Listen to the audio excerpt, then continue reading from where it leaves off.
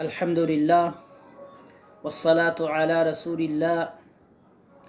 अम्मा बाद क़ाल अल्लाहु तबारकहु व तआला फ़ी महकमी किताबिही व हुवा अस्दक़ुल क़ाइलीन अऊज़ु बिल्लाहि मिनश शैतानिर रजीम बिस्मिल्लाहिर रहमानिर रहीम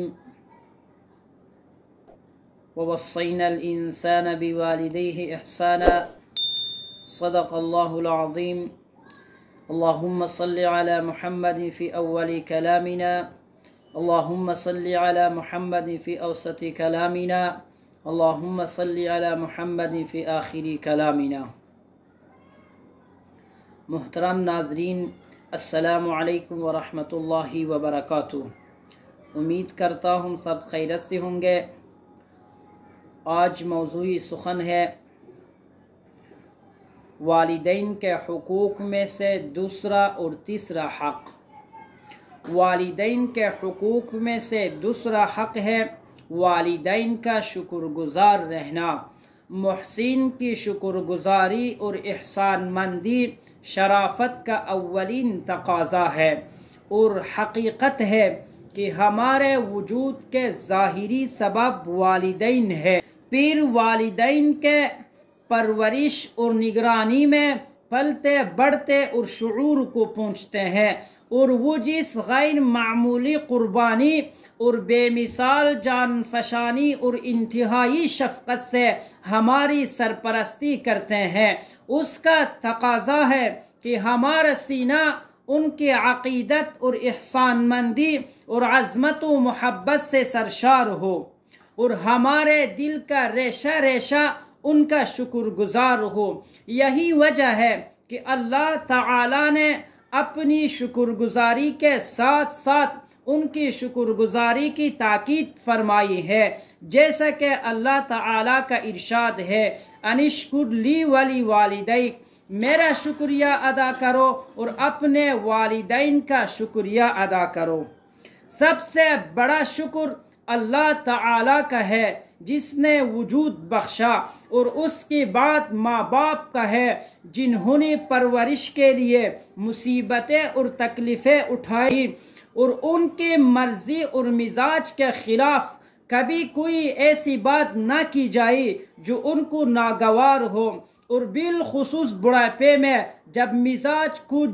जड़ हो जाता है और माँ बाप कुछ ऐसे तकाज़े और मुतालिबे करने लगते हैं जो तवक्को के खिलाफ होते हैं, इसी वक्त हर बात को खुशी खुशी बर्दाश्त करना चाहिए।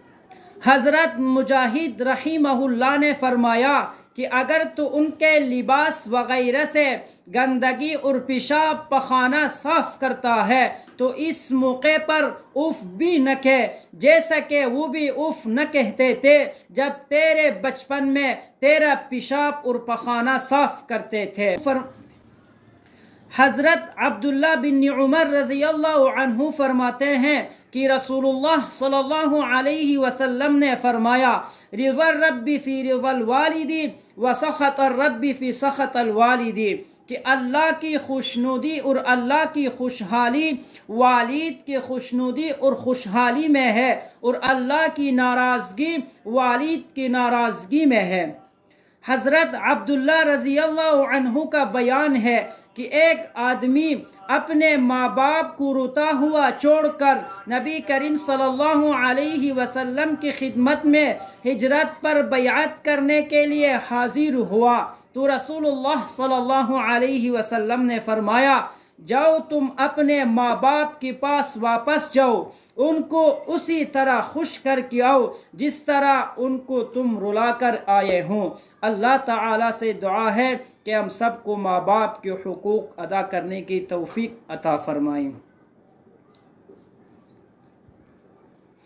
हज़रत अब्दुल्ला रज़ियल्लाहु अन्हु का बयान है कि एक आदमी अपने माँ बाप को रोता हुआ छोड़कर नबी करीम सल्लल्लाहु अलैहि वसल्लम की खिदमत में हिजरत पर बैअत करने के लिए हाजिर हुआ तो रसूलुल्लाह सल्लल्लाहु अलैहि वसल्लम ने फरमाया, जाओ तुम वापस अपने माँ बाप के पास जाओ।